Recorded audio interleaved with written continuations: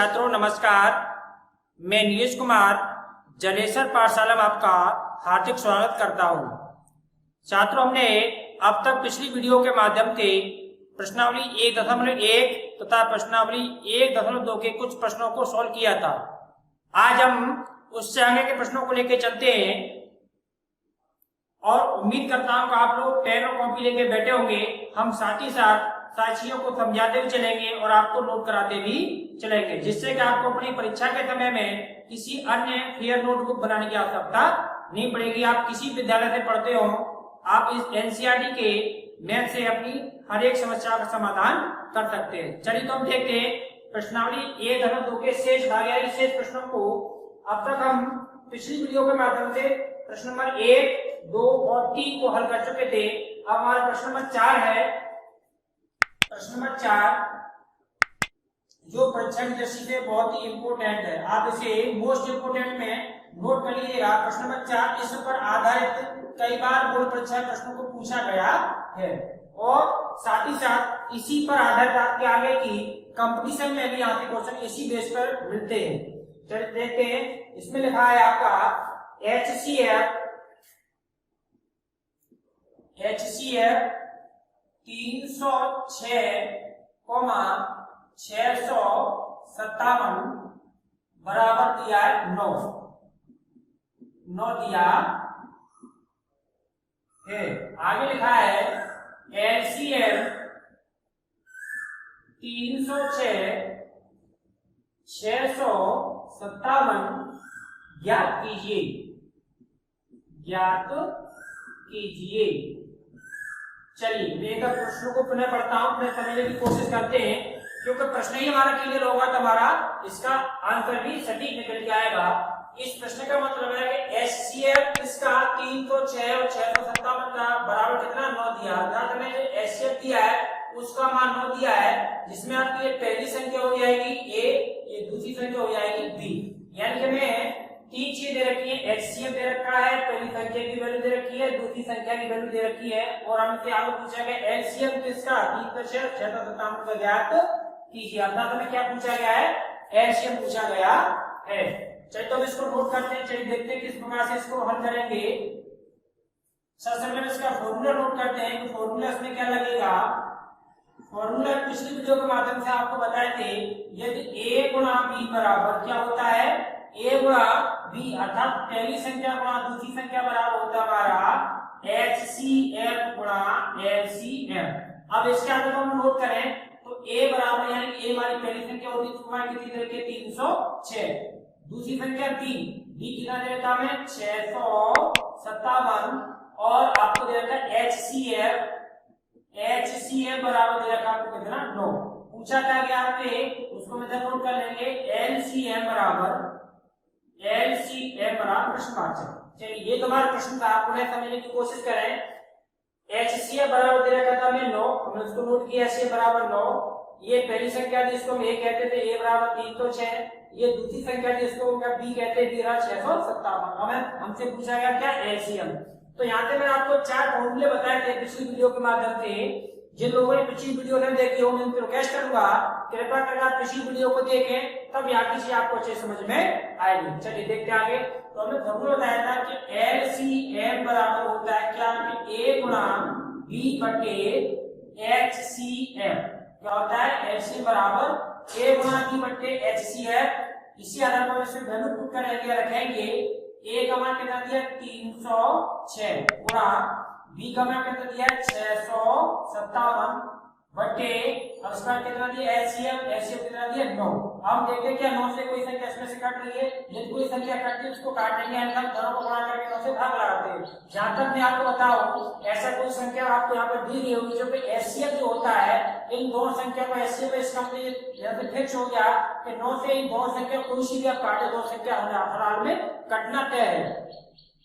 अगर आपको चेक करना है 9 से किस तरह से कटता है तो आप क्या करेंगे, इन सारे अंकों को जोड़ेंगे। तो 7 और 5 कितनों के 12, 12 से कितनों 18, 18 में 9 से भाग जाता है, इसका मतलब ये संख्या 9 से हमारी कट जाएगी। चलो हम काट के देते तो 9 से 9 एकम 9 हो गया, 9 से इसको हम काटेंगे तो 9 सत्ते 63, 9 सत्ते 63 हमारे 65, 30 का तो 2 बचेंगे, हो जाएगा आपका 27 तो अब 9 या 27 कितना बार कटा हमारा 73 बार कटेगा, अर्थात हमको मिला कितना 306 गुणा 73, कितना मिला 306 गुणा 73। एक बार तुम्हें देखने आप कैसे काटा, हमने 9 से काटा 65 में पहले हमने भाग आया तो 9 सत्ते 63 होते हैं, तो यहाँ से बचेगा हमारा 9 सत्ते 63, ये 65 बचेगा हमारे पास 2, कितना बचेंगे 2, वो 2 जो है 7 के इस वाले 7 के आगे इस तरह से 27 को बना देंगे, क्या बना देंगे 27। अब 27 को क्या क्या करेंगे, 9 से पुनः भाग आएंगे, 9 के 27 तो 3 बार जाएगा था, तो आपको मिला 3 तो 6 गुणा 73, 3 तो 6 गुणा 73। अब आप क्या करेंगे, इसको आगे इन दोनों अंकों को गुणा कर लेंगे, जिसे आप साइड में कर सकते हो, 306 ये आपका रफ्तार होता है गुणा 73। चलिए इसको गुणा कर लेते हैं,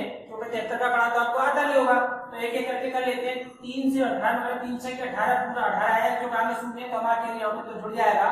3 के कितना है आपको 9, इसके बाद 7 छिक्के कितना है आपका 42 और 7 में कितना होगा आपका 21। चल जोड़ते हैं तो 8 2 एक कितना हो गया 3, 9 से कितना हो गया 3, 8 से 1 1 कितना हो 2 और ये होगा आपका 22,328। कितना आंसर है 22,338, 22,338। इन दोनों संख्या को क्या कहलाएगा, एचसीएफ कहलाएगा। यही हमारे इस सवाल का आंसर होगा। अब आप इसे नोट कर लीजिए, इसका चाहे स्क्रीनशॉट लीजिए, चाहे वीडियो का पॉज करके इसे आप नोट कर लें, जिससे कि आपको ये बहुत ही महत्वपूर्ण प्रश्न है। इस पर आधारित प्रश्न आपको जहां तक मेरी उम्मीद है 99% एक प्रश्न आपको बोर्ड परीक्षा में देखने को मिलेगा। चलिए अब आपने प्रश्न नोट कर लिया, अगले प्रश्नों को देखते हैं हम। अगला प्रश्न नंबर 5 हमारा, जांच कीजिए कि क्या किसी प्राकृतिक संख्या n के लिए, प्राकृतिक संख्या n के लिए संख्या 6n अंक शून्य पर समाप्त हो सकती है। एक बार प्रश्न को दोबारा समझा रहा हूं, पुनः समझने की कोशिश करिए। हमें क्या चेक करना है, उन्होंने कहा जांच कीजिए कि क्या किसी प्राकृतिक संख्या हम आपको पहले बता चुके हैं कहां से शुरू होती है, नेचुरल नंबर आपकी शुरू होती है कहां से, 1 2 3 4 5 एंड सो ऑन। ये आपकी क्या प्राकृतिक संख्या के लिए संख्या 6 की पावर n यानी 6 पे घात n जो दिया है, क्या कभी ये संख्या हमें इस प्रकार से मिलेगी कि लास्ट में शून्य आए, क्या है 6 पर n अंक शून्य पर समाप्त हो। जैसे आपको 620 में आपका अंक शून्य आ रहा है, जैसे आपका 110 में शून्य आ रहा है, जैसे 1030 में शून्य आ रहा है, क्या ऐसी कोई संख्या है, हम 6 पे घात n को सॉल्व करें और हमें अंत में क्या मिले, हमें शून्य मिले। क्या था संभव है? पहले बेसिकली आप क्वेश्चन को समझने की कोशिश करते हैं, इसका हम तरीका बताते हैं प्रश्न को किस तरह से हल किया जाता है। 6 पावर n, जहां n का मतलब प्राप्त संख्या है, यदि मैं 6 पावर n को सॉल्व करके 6 पावर हम 1 रखते हैं तो 6 की घात पे 1 मतलब कितना हो गया 6 हो गया। यदि मैं 6 पे घात 2 रखता हूं तो कितना हो गया 36, यदि मैं 6 पे घात 3 रखता हूं तो कितना हो गया 216। यानी कि हम देख रहे हैं हर बार अंक कितना मिल रहा है, हमें 6 6 6 मिल रहा है। वास्तव में ऐसी कोई संख्या नहीं होती, वास्तव में ऐसी कोई संख्या नहीं होती 6 पावर n जो कोई शून्य पर समाप्त हो।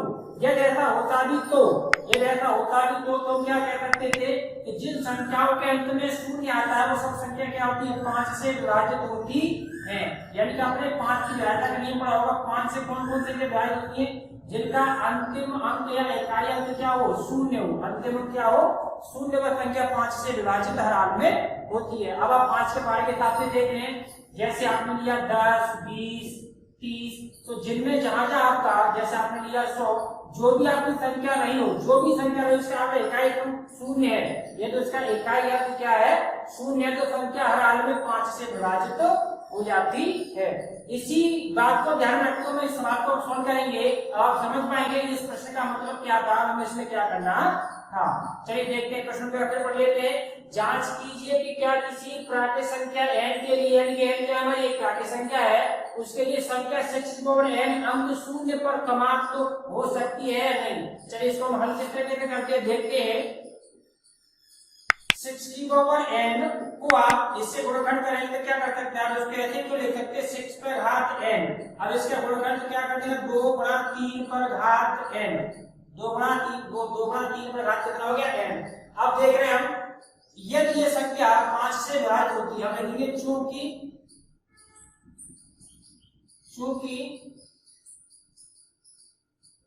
6 की पावर n अंक शून्य पर समाप्त होती तो वह 5 से पूर्णतः क्या होती है हमारी ये पूर्णतः विभाजित हो जाती, यानी कि पूर्णतः विभाजित होती। अब पूर्णतः विभाजित का मतलब ये होता है जैसे हमारे 10 पूर्णतः विभाजित है तो 10 क्या फैक्टर में 2 गुणा 5, तो ये 5 से संख्या कट पा रही है। जैसे 15 है तो 15 करेंगे 3 गुणा 5, यानी उसमें 5 का अंक आना क्या है, तय है। 5 का अंक उसके गुणनखंडों में हर हाल में आएगा। क्या 6 के गुणनखंडों में ऐसा कोई अंक है जो 5 से कट रहा हो, तो हम देख रहे हैं यहाँ पर 2, यहाँ पर क्या है 3, यहाँ पे 5 का अंक आया नहीं, अर्थात हम कह सकते हैं कि 6 की पावर n कभी भी अंक शून्य पर समाप्त तो नहीं हो सकती। क्यों नहीं हो सकती, हम इसका ये तक दे चुके हैं, चूंकि इसके गुणनखंड में क्या आ रहा है 2 आ रहा है और क्या आ रहा है 3, 5 का अंक नहीं आ रहा, इसलिए आपको ये चूंकि ये 6 n अंक शून्य पर समाप्त होती तो वह 5 से पूर्णतः विभाजित होती, जबकि यहां ऐसा संभव नहीं है, यहां पर ऐसा संभव नहीं है। अतः 6n अंक शून्य पर समाप्त नहीं होगी। ये हमारे प्रश्न का पूरा उत्तर होगा, ये हमारे प्रश्न का पूरा उत्तर होगा। चलिए आप ऐसे अब नोट करिए, मैं साथ दूंगा, आप इसका स्क्रीनशॉट लीजिए। अब अगले प्रश्न को हम देखते हैं। चलिए अब अगले प्रश्न पर नजर डालते हैं। अगला प्रश्न हमारा है प्रश्न नंबर 6, व्याख्या कीजिए कि, व्याख्या मतलब इसको मैं एक्सप्लेन करना बताना है, ये ऐसा क्यों हो रहा है, ऐसा क्यों है, इसका मतलब ये हुआ क्या क्या हो रहा है, उसको देखते आगे क्या हो रहा है। व्याख्या कीजिए कि 7 गुणा 11 गुणा 13 प्लस 13 और 7 गुणा 6 गुणा 5 गुणा 4 गुणा 3 गुणा 2 गुणा 1 प्लस 5 भाज्य संख्याएं क्यों हैं। तो शब्दों पर ध्यान दीजिए, यहाँ पूछा है कि ये दो संख्या है, पहली संख्या ये और दूसरी संख्या ये, दोनों अलग अलग संख्या है। हमें ये सिद्ध करना है, व्याख्या करने इसकी लिए संख्या कहती है भाज्य संख्या है। कैसी संख्या है, भाज्य संख्या है। तो मैं आपको पिछली वीडियो के माध्यम से बताया था भाज्य संख्या कैसी होती हैं और अभाज्य संख्या कैसी होती हैं। शायद आपको याद भी होगा, भाज्य संख्या वे संख्या होती है जिनके गुणनखंड के कितने 2 से अधिक होते हैं, अर्थात हम कह सकते हैं वे संख्याएं स्वयं से और 1 से के बजाय कभी दूसरी संख्या तीसरी संख्या से भी कटती है। और भाज्य संख्या के गुणनखंड में केवल 2 होते हैं, अर्थात वे 1 से कटती है और स्वयं से कट जाती है। 1 से और स्वयं से कटती है संख्या, 1 से भी कटती है, स्वयं से भी कटती है और किसी तीसरी संख्या से भी कट जाती है। तो ऐसी संख्या को हम क्या कहते हैं, भाज्य संख्या कहते हैं। क्या ये प्रॉपर्टी इन दो संख्या के अंदर है, यदि है तो ये संख्या भाज्य कहलाएगी, अन्यथा क्या कहलाएगी, अभाज्य कहलाएगी। प्रश्न के अनुसार तो उन्होंने ये तय कर दिया ये संख्या भाज्य है, लेकिन क्यों का जवाब उन्होंने पूछा है, मतलब ये कहा कि ये संख्या यदि भाज्य है तो क्यों है। हमें इस क्यों का जवाब इसमें लिखना है, हमें किसका जवाब लिखना है, क्यों का जवाब हमें इसमें देना है। चलिए तो हम देखते हैं कैसे किस प्रकार की संख्या भाज्य है। हम दोनों संख्याओं को पहले एक एक करके नोट करेंगे। तो पहली संख्या में कितनी है, 7 गुणा 11 गुणा 13 प्लस 13। क्या ये संख्या 7 से 11 से 13 से कट सकती है, तो हम देख रहे हैं, देखो 7 अपना में क्या है, एक अभाज्य संख्या है, 11 कैसी एक अभाज्य संख्या है, 13 कैसी एक अभाज्य संख्या है। तो यहाँ पर थोड़ा एक असमंजस जैसी स्थिति आ जाती है। ये सारी की सारी संख्या पहले से क्या थी, अभाज्य, इसका मतलब किसी से नहीं कटेगी, यदि किसी से नहीं कटेंगी तो ये अभाज्य संख्या हो गई, लेकिन वास्तव में यहाँ पर नहीं है। इसलिए एक लॉजिक छपा हुआ, आप ध्यान से देखिएगा कि 7 गुणा 11 गुणा 13, इसके बाद क्या लगा हुआ प्लस। तो ये संख्याएं दो भागों में, ये एक संख्या दो भागों में टूटी हुई है। किस प्रकार से, जैसे मैं आपको बताऊं, यदि हम 6 को इस प्रकार से ले सकते हैं 2 गुणा 3, 2 गुणा 3, तो अब ये संख्या इसी प्रकार से आपके दो भागों में टूटी हुई है। तो अब इसको हम देखते हैं कैसे टूटी हुई है। अब इसको बस इसी को पकड़ना है, तो आपने इसको पकड़ लिया था, सवाल को जवाब आराम से दे पाएंगे। तो हम देख रहे हैं, वो कॉमन यहाँ पर 13 यहाँ भी मिला हुआ है और 13 में यहाँ भी कॉमन दिखाई दे रहा है। तो अब 13 को यहाँ से कॉमन को बाहर निकाल के क्या मिलेगा आपको, 7 गुणा 11 गुणा 13 एकम 13 और प्लस यहाँ पे 13 एकम 13। अब देखेंगे आप इन अंकों को गुणा करके प्लस 1 कर लेंगे तो अंदर वाली संख्या 1 मिल जाएगी और गुणनखंड में क्या है 13 बाहर आ गया, अर्थात ये संख्या 13 से विभाजित हो जाएगी। यानी जब इसके बट्टे में यहाँ पर हमें आपको 13 से भाग लगाए हैं, किससे भाग रहा है? 13 संख्या 13 से क्या हो जाएगी? कट जाएगी। इसका मतलब एक संख्या हमारी कैसी हो गई? भाज्य संख्या हो गई। कैसी हो गई? भाज्य संख्या। अब देखिए दूसरी संख्या, दूसरी हमारे पास क्या है? दूसरी संख्या है यहाँ लोडिंग तथा 7 गुणा 6 गुणा 5 गुणा 4 गुणा 3 गुणा 2 गुणा 1 प्लस 5। इसमें भी आपको क्या गुण मिल जाएगा? 5। क्या मिल जाएगा? 5।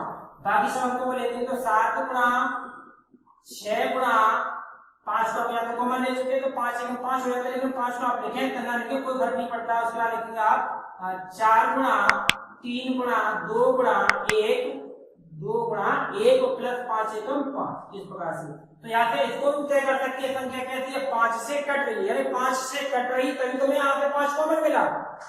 कॉमन लेने का मतलब होता है भाग देना, और जिस संख्या में भाग जा रहा है इसका मतलब संख्या कैसी है? विभाज्य है। ये विभाजित है। यहाँ ये संख्या 13 से विभाजित हो रही थी, ये संख्या किससे विभाजित है? 5 से। तो हम लिखेंगे चूंकि संख्याएं क्रमशः 13 और 5 से विभाजित हैं। किससे विभाजित हैं? 13 और 5 से विभाजित हैं। अतः दी हुई संख्याएं भाज्य संख्याएं कहलाएंगी। या भाज्य संख्याएं हैं, भाज्य संख्याएं हैं। ये हमारे प्रश्न का उत्तर या हल हुआ। अब इसके बाद अगला प्रश्न, चलिए आप इसे नोट करिए, स्क्रीनशॉट लीजिए इसका। चलिए अब अगला प्रश्न अपना इस प्रश्नावली का अंतिम प्रश्न, प्रश्न नंबर 7। प्रश्न नंबर 7 को देखने में बड़ा है, रीड करने के लिए बहुत छोटा है, लेकिन है बहुत ही अपने आप में महत्वपूर्ण सवाल है। ये कंपटीशन के हिसाब से बहुत महत्वपूर्ण है, और आपके सिलेबस के हिसाब से, आपकी बोर्ड परीक्षा के हिसाब से बहुत इंपोर्टेंट सवाल है, इसलिए आप इसे मोस्ट इंपोर्टेंट में नोट करके रखिए। इससे संबंधित और भी ऐसे प्रश्न बनते हैं जिसके बारे में अभी आपको बताऊंगा। यहाँ पे पहले प्रश्न आपसे पूछे जाते हैं। पहले इस प्रश्न को समझते हैं, इसमें क्या पूछा है, क्या दिया गया है?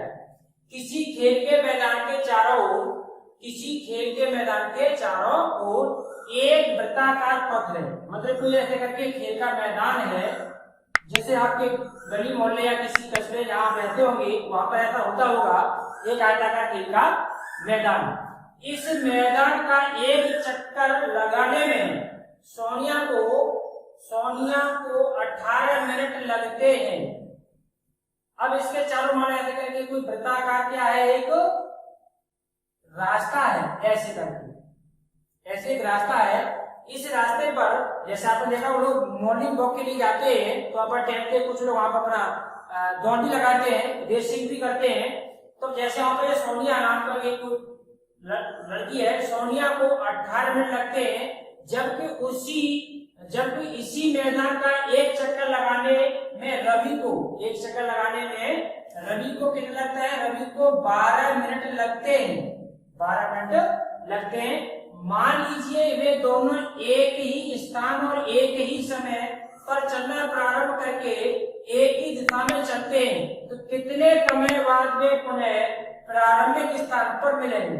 अब मेरी बात को ऐसे आप उधर समझिएगा। मान लो दो बच्चे हैं, ये हमारा उनका स्टार्टिंग पॉइंट है। यहाँ से ही रवि चलना प्रारंभ करता है, और यहाँ से ही आपका दूसरा नाम कौन है? आपका सोनिया। कौन चलना शुरू करता है? सोनिया। तो मैं रवि के लिए आर लिख दिया और सोनिया के लिए एस लिखा। अब इन दोनों की चलने की दिशा भी यही है, एक ही दिशा में जाते हैं। ऐसा कहीं विपरीत दिशा की ओर होता है, लेकिन विपरीत नहीं, सेम डायरेक्शन की बात कही गई है। यानी कि दोनों एक ही दिशा में और एक ही स्थान पर एक साथ ही चलना प्रारंभ करते हैं। अब रवि को यहाँ पे जो टाइम लगता है, रवि को 12 मिनट लगते हैं। कितना मिनट लगता है? 12। जबकि सोनिया को कितना समय लगता है? सोनिया को यहाँ पर लगते हैं 18 मिनट। कितने मिनट लगते हैं? 12 मिनट और 18 मिनट। अब आपसे वो पूछ रहे हैं कि कितने समय बाद वे पुनः प्रारंभिक स्थान पर मिलेंगे। अब देखिए दोनों की स्पीड में अंतर तो होगा, क्योंकि मैदान वही है। एक बच्चे को तो कम समय लग रहा है, इसका मतलब इसकी स्पीड ज्यादा होगी। जब ज्यादा होगी, जल्दी जल्दी चलेगा, तो उसको समय कम लगेगा चक्कर लगाने में, और जिसकी स्पीड थोड़ी कम होगी उसको समय ज्यादा लगेगा, उसको समय ज्यादा लगेगा। अब मान लो इसने अपना पहला चक्कर यहाँ से चलना स्टार्ट किया, जैसे मान लो यहाँ से रवि चला, ये इस तरह से रवि ने अपना एक चक्कर पूरा किया तो इस प्रकार से, तो रवि को कितना लगा 12 मिनट। इसका मतलब रवि पहले आ चुका होगा। जैसे सोनिया यहाँ से चलना शुरू होगी, जैसे सोनिया यहाँ से चलती है चलते रवि, जैसे सोनिया यहाँ तक, रवि तब तक 5 चक्कर करके क्या हुआ, दूसरे चक्कर के लिए वहां से आगे निकल गया। जब इस तरह से लगातार ये घूम रहे होंगे, लगातार घूमते, एक समय ऐसा आएगा उन्हें ये इसी बिंदु पर एक साथ नजर आएंगे, तो कितने समय बाद यहाँ पर नजर आएंगे, ये प्रश्न में आपसे पूछा गया था। चलिए एक बार फिर इसको समझाता हूँ, थोड़ा कठिन प्रश्न है। मैं आपसे कहना चाह रहा था कि रवि जब चलना शुरू हुआ तो उसका समय कम लगा, तो उसकी स्पीड ज्यादा होगी, तो जल्दी से अपना चक्कर को पूरा कर लेगा। मान लिया आप उसने अपना चक्कर पूरा कर लिया पहला, लेकिन सोनिया जो है उसकी स्पीड कम है, वो धीरे धीरे आ रही होगी, तो पीछे रह जाएगी, जाहिर सी बात है। जब पीछे रह जाएगी तो क्या होगा, रवि जब तक आगे निकल चुका होगा, जब यहाँ पर अपने इसी बिंदु पर आएगी तो रवि कहाँ दूसरे चक्कर के लिए भी निकल चुका। तो इस तरह से धीरे धीरे ये 2 या 3 चक्कर या 4 चक्कर बाद एक सिचुएशन फिर ऐसी पैदा होगी कि दोनों लोग यहाँ पर एक साथ पहुंचेंगे और एक साथ आगे के लिए भी बढ़ेंगे। तो कितने समय बाद इसी प्रारंभिक बिंदु पर पहुंचेंगे। तो ऐसी सिचुएशन के लिए हम क्या करते हैं, हमेशा ध्यान रखिएगा, ऐसी कंडीशन में आप जो भी आपको यह समय दिया होता है, जो भी आपकी संख्या दी होती है, उसका आप हमेशा क्या निकालते हैं, एलसीएम यानी कि लाता निकालते हैं। इससे संबंधित और भी प्रश्न जिसकी आपसे पहले कह रहा था चर्चा करूंगा, मैं अभी चर्चा कर लेता हूं। कभी कभी यहाँ पर ये घड़ियों को लेकर के सवाल बना लेते हैं, कभी किसी घंटी को लेकर सवाल बनाते हैं। मान लो 2 घंटियां सुबह इतने बजे एक साथ बजती हैं, फिर वो अलग अलग समय अंतराल के बाद बजना शुरू होती हैं, लेकिन एक समय कब आएगा, ऐसा समय कब आएगा पुनः में एक साथ सुनना शुरू होगी, तो उनका जो भी समय अंतराल दिया होगा उसका आप क्या निकालेंगे, लाशा निकालेंगे। कभी ट्रैफिक लाइट को लेकर बात करते हैं कि इस चौराहे की ट्रैफिक लाइट इतने समय अंतराल बाद क्या होती है, बदलती है, उस चौराहे की इतने समय बाद बदलती है, इस चौराहे की इतने समय बाद बदलती है। अब कितने समय बाद वे पुनः प्रारंभिक स्थान पर मिलेंगे। इसके लिए हम आपको इसको अब हल करना देखते हैं, बाकी सारी बात हमने समझ ली है। तो दोनों छात्रों के, दोनों स्टूडेंट जो भी है हमारे, दोनों बच्चों के नाम नोट कर समय नोट में तो लेंगे। सोनिया को लगा समय बराबर, सोनिया को लगा समय बराबर 18 मिनट। रवि को लगा समय बराबर, रवि को लगा समय बराबर 12 मिनट।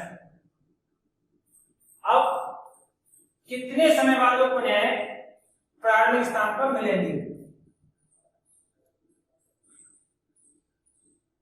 अतः वे प्रारंभिक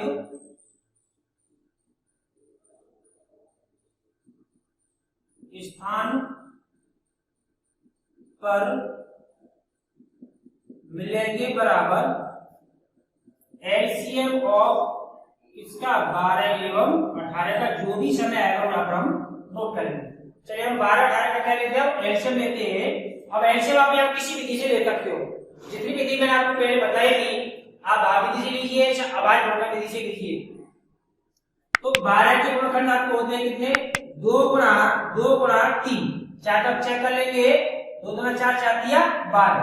अब ऐसे लिखने का 18 गुणा कितना हुए, तो 2 गुणा 3 गुणा 3, 3 दिया 9, 9 दूनी 18। अब इसका लासा लिखेंगे तो लासा बराबर कितना आएगा, तो हम क्या होता है 2 का अंक जिसके गुणनखंड में ज्यादा बार होगा उसे हम नोट करते लासा में।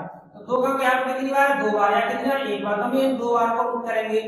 तो 2 गुणा 3 का क्या कितनी बार, 1 बार, या कितनी बार, 2 बार, तो हम इन्हें नोट करेंगे। तो 3 गुणा 3, अब सबको करेंगे गुणा, तो 3 दिया 9, 9 दूनी 18 और 18 दूनी 36। अतः 36 मिनट बाद लोग पुनः अपने प्रारंभिक स्थान पर ही मिलेंगे। ये हुआ हमारे सवाल का हल। अब इसके प्रश्न के साथ आपकी प्रश्नावली होती पूरी खत्म। इसके बाद की क्लास आपको बहुत जल्द मिलेगी। तो वास्तव में आपको अच्छी लगी, आपको लगता है हम आपके लिए मेहनत करते हैं, तो प्लीज वीडियो को आप एक बार लाइक और शेयर जरूर कर दीजिएगा। धन्यवाद।